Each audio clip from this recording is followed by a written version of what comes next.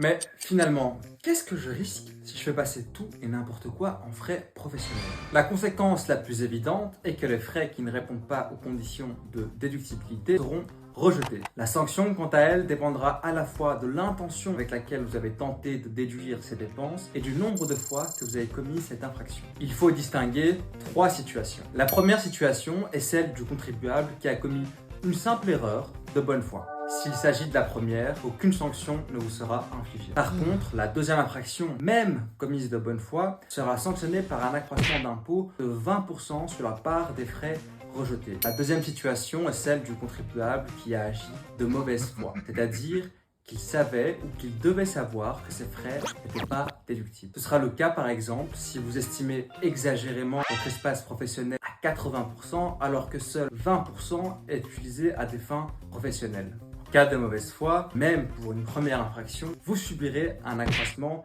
qui est de 10%. Accroissement qui, comme vous vous en doutez, s'aggrave en cas de récidive. La dernière situation est celle du contribuable qui réduit frauduleusement sa base imposable dans le but de payer moins d'impôts. Dans ce cas, l'accroissement d'impôt sera de 50% pour la première infraction, 100% pour la seconde infraction et 200% pour la troisième infraction. Dans les cas les plus graves, vous ferez l'objet de poursuites pour fraude fiscale et risquez jusqu'à 5 ans de prison et 500 000 € d'amende.